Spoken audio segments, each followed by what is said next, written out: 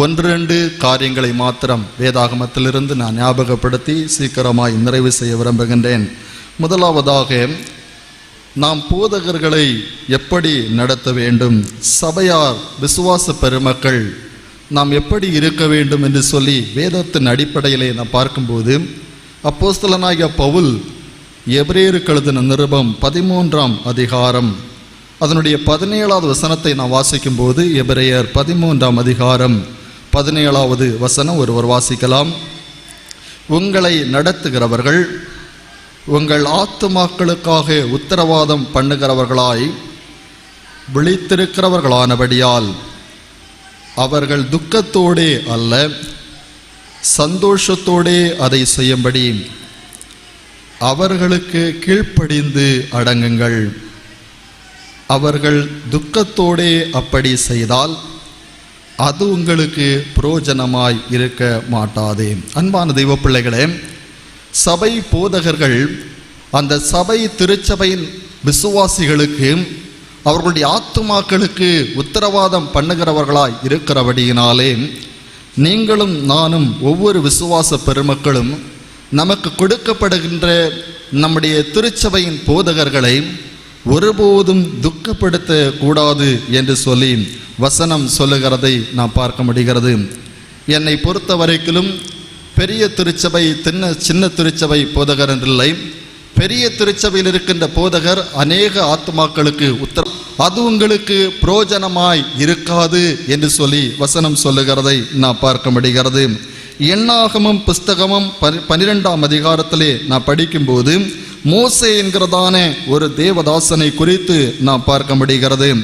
எண்ணாகமம் 12ஆம் அதிகாரத்திலே நாம் தொடர்ந்துள்ள வசனங்களை நாம் படிக்கும்போது, கர்த்தருடைய தாசனாகிய மோசே எத்தியோப்பிய ஸ்திரீயை விவாகம் பண்ணினபடியினாலே அவருக்கு விரோதமாய் முறுமுறுக்க நீங்கள் யார் என்று சொல்லி ஆண்டவர் கேள்வி எழுப்புகிறதை நாம் பார்க்க முடிகிறது. தொடர்ந்து நீங்கள் படிப்பீர்களே, ஆனால் அவர்கள் மோசேக்கு விரோதமாய் முறுமுறுத்தபடியினாலே மிரியாம் அங்கே குஷ்டரோகி ஆனாள் என்று சொல்லி அங்கே சொல்லப்பட்டிருக்கிறது.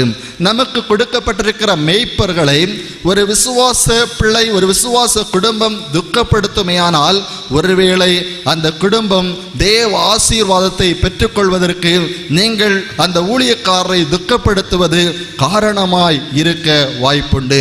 இப்போது உங்களுக்குள்ளே ஒரு கேள்வி வரலாம், அப்படியானால் நாங்கள் எதற்கு போதகர்களை குற்றப்படுத்துகிறோம்? ஏன் அவர்களுக்கு விரோதமாய் பேசுகிறோம்? அவர்கள் தவறு செய்கிறபடியினாலே தானே நாங்கள் பேசுகிறோம், அவர்கள் தப்பு செய்கிறபடியினாலே தானே நாங்கள் பேசுகிறோம் அப்படி என்று நீங்கள் நினைக்கலாம். என்னை கேட்கிற அன்பான தெய்வ பிள்ளைகளே, ஒருவேளை ஒரு போதகர் அல்லது ஒரு ஊழியக்காரர் தவறு செய்தாரையானால் அதற்கான ஸ்தாபனம் இருக்கிறது, ஸ்தாபன தலைவர்கள் இருக்கிறார்கள். அதிகாரத்திலே இட வேண்டுமோ செய்யுங்கள் என்று சொல்லி நீங்கள் அவர்களிடத்திலே சொல்லலாமே தவிர, மாறாக நாம் போதகர்களை துக்கப்படுத்தவோ அவர்களிடத்திலே சண்டைக்கு செல்வதோ மிக மிக தவறு. ஒருவேளை நீங்களே போதகர்களுக்கு ஆலோசனை சொல்ல விரும்பினால் சொல்லலாம், மிகுந்த ஜெபத்தோடு தாழ்மையோடு, பாஸ்டர் நீங்க இப்படி பண்ணா நல்லா இருக்கும், இப்படி ஒரு காரியம் இருக்கு என்று சொல்லி நீங்கள் அதை முடிந்தால் மாற்றிக்கொள்ளுங்கள், நீங்கள் அதை அன்பாய் ஏற்றுக்கொள்ளுங்கள் என்று சொல்லி தாழ்மையோடு நீங்கள் ஒருவருக்கொருவர் பேசிக்கொண்டால் நலமாயிருக்கும். மாறாக நம்முடைய திருச்சபையிலே ஊழியம் செய்கிற ஊழியக்காரர்கள் ஒரு விதத்திலும் நம்மாலே, நம்முடைய பேச்சினாலே, செய்கையினாலே, நடத்தையினாலே துக்கப்படாமல் நாம் பார்த்து கொள்ள வேண்டும். நம்முடைய இல்லங்களுக்கு வரும்போதும் அவர்கள் சந்தோஷமாய் வருவார்கள், அவர்கள் சந்தோஷமாய் செல்வதை நாம் உறுதிப்படுத்திக் கொள்ள வேண்டும். அப்படி இருக்கும்போது நமக்கு மிகுந்த ஆசீர்வாதம் உண்டு என்பதில் எந்த விதமான சந்தேகமும் இல்லை. இரண்டாவதாக வேதம் சொல்லுகிற ஒரு காரியம், மத்தேயு 10வது அதிகாரம் அதனுடைய 12வது வசனத்தை நான் படிக்கும் போது, அன்பான தெய்வ பிள்ளைகளே, மத்தேயு 10வது அதிகாரம் அதனுடைய 42வது வசனத்தை ஒருவர் படிக்கலாம். மத்தேயு 10:42. சீசன் என்ன நாமத்து நிமித்தம் இந்த சிறியரில் ஒருவனுக்கு ஒரு கலசம் தண்ணீர் மாத்திரம் குடிக்க கொடுக்கிறவனும் தன் பலனை அடையாமற் போகான் என்று மெய்யாகவே உங்களுக்கு சொல்லுகிறேன் என்று ஆண்டவர் சொல்லுகிறார். அன்பான தெய்வ பிள்ளைகளே, இரண்டாவதாக உங்களுக்கு கொடுக்கப்பட்டிருக்கின்ற போதகர்களை, ஊழியக்காரர்களை, மெய்ப்பர்களை நீங்கள் உபசரிக்கிறவர்களாய் காணப்பட வேண்டும். வசனம் சொல்லுகிறது, சீசன் என்கிற நாமத்து நிமித்தம் அவர்களுக்கு ஒரு கலசம் தண்ணீரை கொடுத்தால் கூட அதனுடைய பலனை அடையாமல் போவதில்லை. அப்படியானால் போதகர் சொன்னார், எனக்கு அங்கீக்கான அந்த தொகையை ஒரு குடும்பம் ஏற்றுக்கொண்டார்கள், என்னுடைய போதக அபிஷேகத்துக்கான காரியங்களை சபை குடும்பங்கள் முன்னின்று செய்கிறார்கள், நிச்சயமாகவே அதற்குரிய பலனை கர்த்தர் கொடுப்பார். அன்பான தெய்வ பிள்ளைகளே, அங்கே அதனுடைய முந்தின வசனங்களை நீங்கள் படிப்பீர்களே, ஆனால் ஆண்டவர் ஊழியத்திற்காக சீசர்களை அனுப்பின பிற்பாடு அவர் சொல்லுகிறார், உங்களை ஏற்றுக்கொள்ளுகிறவன் என்னை ஏற்றுக்கொள்ளுகிறான், உங்களை ஏற்றுக்கொள்ளுகிறவன் என்னை ஏற்றுக்கொள்ளுகிறான் என்று சொல்லி அவர் சொல்லுகிறதை நான் பார்க்க முடிகிறது. ஊழியக்காரன் என்கிற நாமத்திலே, அவர்கள் இயேசுவின் நாமத்திலே உங்களுடைய இல்லங்களிலே வரும்போது நீங்கள் அவர்களை அன்போடு ஏற்றுக்கொள்ள வேண்டும், உபசரிக்க வேண்டும். அன்பான தெய்வ பிள்ளைகளே, அது மாத்திரமல்ல, உங்களால் இயன்றதை நீங்கள் அவர்களுடைய கஷ்டங்களிலே கொடுத்து உதவுவது மிக இல்லத்திற்கு வந்தார் என்று சொல்லி இறையியலாளர்கள் சொல்லுகிறார்கள். எதப்படியா இருந்தாலும் ஆபிரகாம் என்ன செய்கிறார்? ஓடோடி போய் ஆண்டவருடைய நாமத்திலே வருகிறவர்களை அன்போடு ஏற்றுக்கொண்டு, இங்கே அமர்ந்திருங்கள், உங்களுக்கு நான் தண்ணீரை கொடுக்கிறேன், சற்று நேரம் நீங்கள் சாய்ந்திருங்கள், நான் சீக்கிரமாய் வருகிறேன் என்று சொல்லி மந்தையிலே போய் நல்ல ஒரு கன்றை பிடித்து சமைக்கும்படியாய் வேலைக்காரனிடத்திலே சொல்லுகிறார். பாலையும் வெண்ணையையும் கொண்டு சமைத்த உணவையும் கொண்டு அந்த தேவ மனிதர்களுக்கு கொடுத்த உடனே அவர்கள் திருப்தியாய் சாப்பிட்டு என்ன சொல்லுகிறார்கள் தெரியுமா? அடுத்த உற்பவ காலகட்டத்திலே நாங்கள் இங்கே வருவோம், உன்னுடைய மனைவி ஆகிய சாராளுக்கு ஒரு குமாரன் உண்டாயிருக்கும். அல்லேலூயா. பாருங்க, ஊழியக்காரர்களை, தேவ பிள்ளைகளை, தேவ நாமத்திலே வந்தவர்களை உபசரித்த உடனே அங்கிருக்கின்ற குறை நிறைவானது என்று சொல்லி வசனம் சொல்லுகிறது. என்னுடைய ஊழிய அனுபவத்திலே நடந்த ஒரு உண்மை சம்பவம். ஒரு முறை அருமையான ஒரு குடும்பத்தினர், அவர்களுக்கு 2 பிள்ளைகள், சின்ன பிள்ளைகள்.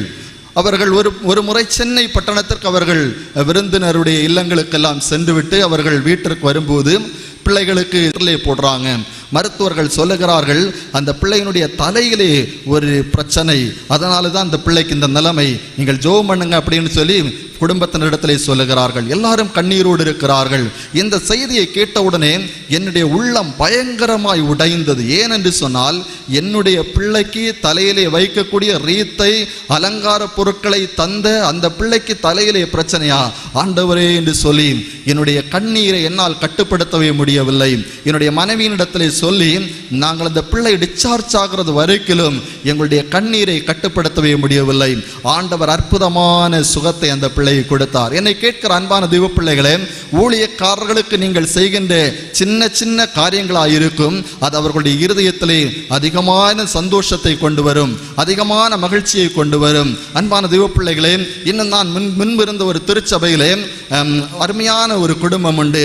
அந்த குடும்பத்தினுடைய குடும்ப தலைவர் எல்லா பண்டிகை நாளும், அதாவது கிறிஸ்து பிறப்பு பண்டிகை எல்லா வருடம் வரும்போது ஒரு ஜோடி வஸ்திரம் எடுத்து அவர்கள் கேக், அதாவது கொஞ்சம் கேக் வாங்கிட்டு என் வீட்டுக்கு வருவாங்க. அன்பான தெய்வ பிள்ளைகள், அது இன்றைக்கு வரைக்கும் எனக்கு ஞாபகம் இருக்கிறது. அவர்கள் செய்கிறது சின்ன சின்ன காரியமாக இருக்கலாம், ஆனால் அது ஊழியக்காரர்களை, அவர்களுடைய குடும்பத்தை மிகவும் சந்தோஷப்படுத்தும். எனவே உங்களுக்கு கொடுக்கப்பட்டிருக்கின்ற ஊழியக்காரர்களை, மேய்ப்பர்களை நீங்கள் துக்கப்படுத்தக்கூடாது. இரண்டாவதாக, உங்களால் இயன்ற உதவிகளை செய்ய வேண்டும். இன்றைக்கு அநேக கிறிஸ்தவர்களை பார்க்கும்போது, நான் நம்முடைய பிராந்தியத்தில் சொல்லவில்லை, இன்னைக்கு அநேக இடங்களில் நீங்கள் பார்ப்பீர்கள்னால், அன்னைக்குள்ள பாஸ்டர்ஸ் எல்லாம் என்ன செய்தாங்க? சைக்கிளில் போனாங்க. இன்னைக்குள்ள பாஸ்டர்ஸ் பைக்கு, கார் அப்படின்னு சொல்லி போகிறாங்க. அநேக விசுவாசிகள் இப்படி முறுமுறுப்பதுண்டு. ஒன்றை புரிந்து கொள்ள வேண்டும், அன்னைக்குள்ள விசுவாசிகளும் சைக்கிளில் தான் போனாங்க. அதனால் பாஸ்டர்ஸ் என்ன சொன்னா இப்போ செய்கிறாங்க? சைக்கிளில் போனாங்க. அன்னைக்கு சைக்கிள் தான் ஃபேமஸ் வாகனம். அதுக்கு முன்னாடி விசுவாசிகள் நடந்து போனாங்க, அப்போ பாஸ்டர்ஸ் நடந்து போனாங்க. இங்கேருந்து மார்த்தாண்டத்துக்கு நடப்பாங்க, பாஸ்டர்ஸ் நடந்தாங்க. இன்னைக்கு விசுவாசி ஃப்ளைட்டில் போகிறான். அப்போ இந்த பாஸ்டரும் கூட ஃப்ளைட்டில் போனால் தான் என்ன செய்ய முடியும்? அவனை பிடிக்க முடியும். அவன் ஃப்ளைட்டில் போகும்போது இவர் சைக்கிளில் போயிட்டு இருந்தான், அவன் பைக்கில் போகும்போது இவர் நடந்து போயிட்டு இருந்தான், பிடிக்க முடியாது. அதனால என்ன, பாஸ்டர் நல்ல வாகனங்களை வச்சிருக்கணும், பாஸ்டர் நல்ல வஸ்திரத்தை கொடுக்கணும், பாஸ்டருக்கு பிள்ளைகள் நல்ல ஸ்கூலில் படிக்கணும் அப்படின்னெல்லாம் நம்ம என்ன செய்யணும்? விரும்பணும். உங்கள் பாஸ்டரை நீங்கள் சந்தோஷமாக வச்சுட்டீங்கன்னா உங்கள் குடும்பம் சந்தோஷமாகவே இருக்கும். அல்லேலூயா. அல்லேலூயா. பாஸ்டரை எப்போது நீங்கள் சந்தோஷமாக வைக்கணும். இன்னைக்கு அநேக பேர் சொல்றது உண்டு, அன்னைக்குள்ள பாஸ்டர்ஸுக்கு பிள்ளைகள் எல்லாம் படிக்கிறதே இல்லை, நல்ல ஸ்கூலுக்கே அனுப்புறதில்லை. ஆனால் இன்னைக்குள்ள பாஸ்டர்ஸ் எல்லாரும் இங்கிலீஷ் மீடியம் ஸ்கூல் அப்படி இப்படிலாம் அனுப்புறாங்க. அன்னைக்குள்ள விசுவாசிகள் அப்படித்தான் இருந்தார்கள். தெய்வ பிள்ளைகளே, இன்றைக்கு எல்லாரையும் கர்த்தர் ஆசீர்வதித்திருக்கிறபடியினாலே நம்முடைய போதகர்கள் நன்றாயிருக்கிறார்களா, நல்ல சாப்பாடு சாப்பிட்றாங்களா, நல்ல வஸ்திரம் தரிக்கிறார்களா, அவங்களுடைய பிள்ளைகள் நல்ல இடங்களிலே படிக்கிறாங்களா, ஆசீர்வாதமா இருக்கிறாங்களா, சந்தோஷமா இருக்கிறாங்களா என்பதை நீங்கள் உறுதிப்படுத்திக் கொள்ள வேண்டும். இல்லாவிட்டால் அவர்களுடைய உபத்திரவத்திலே நீங்கள் உதவ வேண்டும், அவர்களுடைய கஷ்டத்திலே நீங்கள் தாங்க வேண்டும். அது உங்களுக்கு மிகுந்த பிரயோஜனமாயிருக்கும். ஒருபோதும் அவர்களை துக்கப்படுத்துவதற்கு, அவர்கள் துக்கப்படுவதற்கு நாமோ நம்முடைய குடும்பமோ காரணமாயிருக்கக்கூடாது. இரண்டாவதாக, அவர்களை நீங்களும் நானும் உபசரிக்கிறவர்களாக இருக்க வேண்டும். மூன்றாவதாக ஒரு காரியத்தை கூட சொல்லி நான் நிறைவு செய்யலாம் என்று சொல்லி விரும்புகிறேன். எபிரேயர் அதனுடைய 13ஆம் அதிகாரம் 18வது வசனத்தில் நீங்கள் படிப்பீர்களே ஆனால், எபிரேயர் 13:18 பரிசுத்த பவுல் சொல்லுகிறார், எங்களுக்காக வேண்டிக் கொள்ளுங்கள். அல்லேலூயா. இது மட்டும் அல்ல, வேறும் பல இடங்களில் சொல்லுவார். 1 தெசலோனிக்கேயர் 5:25 சொல்லுவார், 2 தெசலோனிக்கேயர் 3:2 சொல்லுவார். அவர் என்ன சொல்லுவார் தெரியுமா? எங்களுக்காக வேண்டிக் கொள்ளுங்கள். பரிசுத்த பவுல் அற்புதங்களை செய்தவர். அவருடைய சரீரத்தின் உருமால்களை, கச்சைகளை கொண்டு வியாதியஸ்தர்கள் மேல் போட்டாக்களை விடுதலை உண்டாச்சு. அந்த பவுல் சொல்லுகிறார், எங்களுக்காக வேண்டிக் கொள்ளுங்கள். அநேக அற்புதங்களை செய்தவர், அதிசயங்களை செய்த பரிசுத்த பவுல் விசுவாச கூட்டத்தை பார்த்து சொல்லுகிறார், எங்களுக்காக விண்ணப்பம் பண்ணுங்கள், ஊழியம் செய்கிற எனக்காக ஜெபம் பண்ணுங்கள், எனக்காக வேண்டிக் கொள்ளுங்கள் அப்படி என்று சொல்லுகிறார். மூன்றாவதாக, உங்களுடைய போதகருக்காக மேய்ப்பனுக்காக நீங்கள் ஜெபிக்கிறவர்களாய் காணப்பட வேண்டும். எப்படி ஜெபிக்கணும்? ஆண்டவரே அவருக்கு அதை கூட, இதை கூட, அப்படி கூட, இப்படி கூட அல்ல. பரிசுத்த பவுல் சொல்லுகிறார், 2 பிரதான ஜெப குறிப்பை அங்கே வைக்கிறார். நீங்கள் படிப்பீர்கள்னால் அதனுடைய 18வது வசனம், எபிரேயர் 13ஆம் அதிகாரம் 18வது வசனத்தில் நீங்கள் படிப்பீர்கள் ஆனால், பவுல் சொல்லுகிறார், எங்களுக்காக வேண்டிக் கொள்ளுங்கள், நாங்கள் நல் மனசாட்சி உள்ளவர்களாய் இருக்கணும். பரிசுத்த பவுல் சொல்லுகிறார், நீங்கள் போதகர்களாகிய, உங்களுடைய மேய்ப்பர்களாகிய, ஊழியக்காரர்களாகிய, அப்போஸ்தலர்களாகிய எங்களுக்காக வேண்டிக் கொள்ளுங்கள். எதுக்கு தெரியுமா? நாங்கள் நல் மனசாட்சி உள்ளவர்களாய் இருக்கணும். பாவம் பெருகி இருக்கிற உலகம், பொல்லாங்கு பெருகி இருக்கிற உலகம், பக்தி இல்லாத சந்ததிகள், பரிசுத்தம் இல்லாத சந்ததிகள், கோணலும் மாறுபாடுமான சந்ததிகள் பெருகி இருக்கிற உலகம். சத்துருவானவன் தனக்கு கொஞ்ச காலம் இருக்கிறபடியினாலே யாரை விளங்கலாம் என்று சொல்லி கர்ச்சித்து திரிகிற சிங்கத்தை போல வகை தேடி திரிந்து கொண்டிருக்கிற இந்த காலகட்டத்திலே போதகர்களாகிய நாங்கள் வஞ்சிக்கப்படக்கூடாது, நாங்கள் வழி தவறக்கூடாது, நாங்கள் நல் மனசாட்சி உள்ளவர்களாக இருக்கணும். அதற்காக எங்களுக்காக வேண்டிக் கொள்ளுங்கள். இரண்டாவதாக இன்னொரு ஜெப விண்ணப்பத்தை சொல்லுவார். அதே வசனத்தை நீங்கள் படிப்பீர்களே ஆனால், நாங்கள் நல் மனசாட்சி உள்ளவர்களாய் எல்லாவற்றிலும் யோக்கியமாய் நடக்க விரும்புகிறோம் என்று நிச்சயித்தோம். இரண்டாவதாக அவர் சொல்லுகிறார், முதலாவது நாங்கள் நல் மனசாட்சி உள்ளவர்களாய் இருக்கும்படி எங்களுக்காக வேண்டிக் கொள்ளுங்கள். இரண்டாவதாக நாங்கள் யோக்கியமான காரியங்களை செய்யணும். ஹல்லேலூயா, ஹல்லேலூயா, ஹல்லேலூயா. ஏதோ ஒரு போதகர் தவறு பண்ணாருன்னு சொல்லி எல்லா போதகரும் தவறானவர்கள் அல்ல. ஒரு விமானம் வெடிச்சதுனால எல்லா விமானமும் மோசம் அல்ல. ஒரு சிலிண்டர் வெடிச்சதுங்கிறதுனால எல்லா சிலிண்டரும் வெடிச்சதுன்னு அல்ல. நல்ல போதகர்கள் இருக்கிறார்கள், நீதிமான்கள் இன்றைக்கும் இருக்கிறார்கள், ஜெபிக்கிறவர்கள் இருக்கிறார்கள், பரிசுத்தத்தை விரும்புகிறவர்கள் இருக்கிறார்கள். எனவே இந்த உலகம் இன்றைக்கும் நிலைநிற்கிறது, ஆண்டுடைய நாம மகிமைப்பட்டு கொண்டிருக்கிறது. என்னை கேட்கிற அன்பான தெய்வ பிள்ளைகளே, பரிசுத்த பவுல் சொல்லுகிறார், இரண்டாவது ஒரு விண்ணப்பம், நாங்கள் அயோக்கியமானவைகளை செய்யக்கூடாது, யோக்கியமானவைகளை செய்ய வேண்டும்.